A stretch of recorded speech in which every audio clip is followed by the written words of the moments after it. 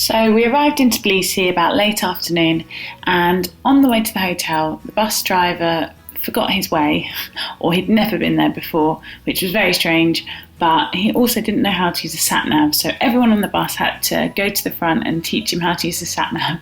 It was actually quite a funny situation.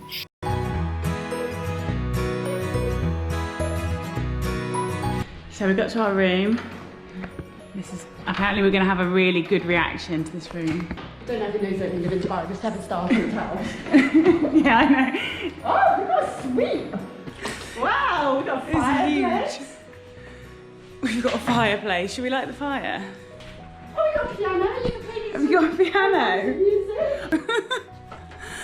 That's hilarious. Don't know how it looks. Yeah, it's just for show. Hardly going to be in here, but you know. Should we look at the bathroom as well? Sofa? Oh, it smells funny. Bit of a musty smell. So once we had settled into our hotel room and changed my flight clothes, etc., we went on our first tour of the trip, which was an evening walking tour through the city of Tbilisi.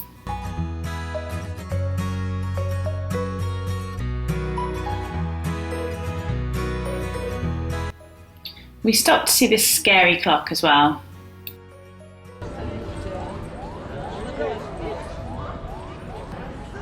my god, that's so scary. That is fucking scary.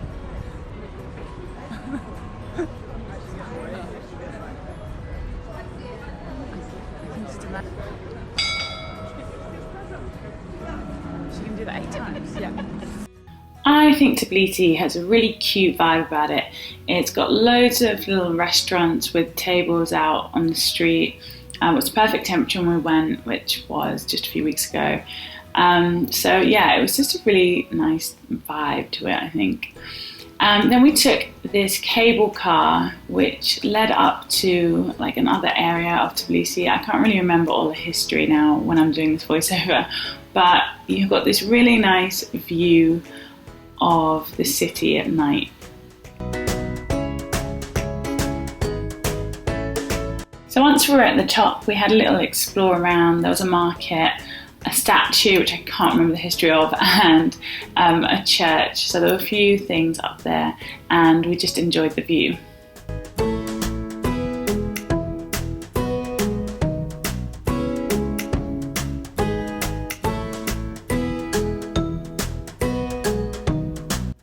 So after a 25-minute walk back down the hill on some steep steps, we got to this little river area with more restaurants and a lovelock bridge. Seems every city has a lovelock bridge, but it was very cute nonetheless. And then we ended up back in the town centre and we decided to look for somewhere to have some dinner.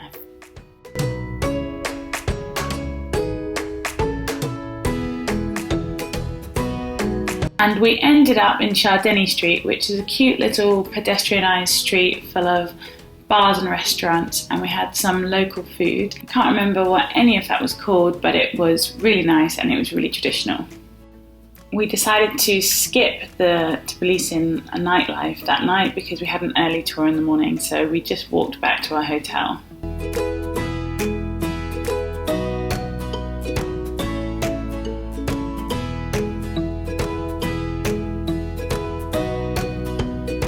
So as I said, we had a pretty early start the next day. I think we got up about 7 a.m. We had a lot planned, so yeah, we did a lot of Georgian history that day.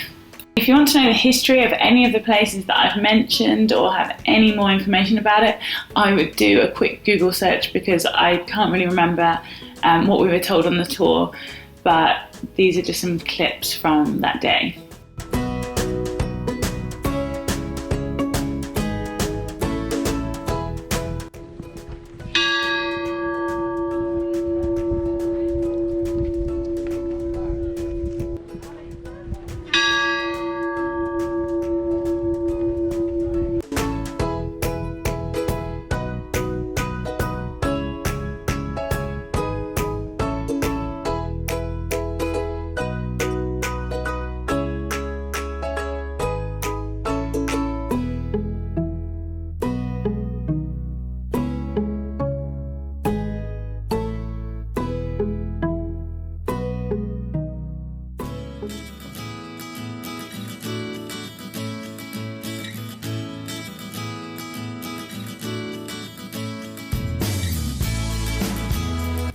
So while we waited for our lunch, we had the option to go whitewater rafting, which neither of us had ever done before, so we thought, hey, why not? So we did that, and it was actually so much fun. You scared? Much fun.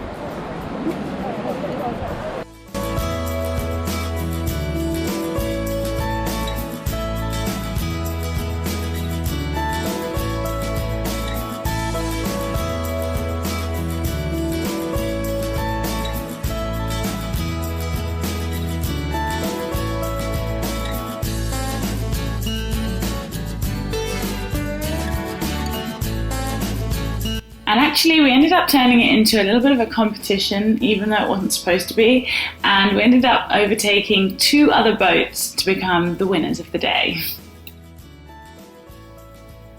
So during the rest of the day I only have a few photos because my GoPro had run out of battery. I thought I took some videos, but I can't find them anywhere for the life of me. They're not on my phone, so I've only got a few photos, but this is really where we saw the most beautiful side of Georgia, in my opinion. The mountains are absolutely beautiful, and we actually tried to go paragliding here, but when we got up there we got all our gear on, and unfortunately we couldn't go because the wind was unsafe.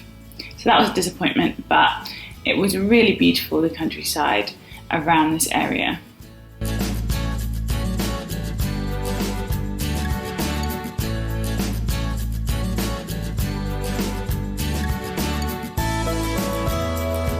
So actually that night we did end up going out clubbing till about 5 in the morning, so we actually got up pretty late and missed the start of our tour the next day. So we ended up actually going to Chateau Macrani instead, and we did a tour of this really beautiful winery and estate, which was really relaxing actually, and we just ended up trying loads of the wines afterwards, and it was just so beautiful. The first step of our tour.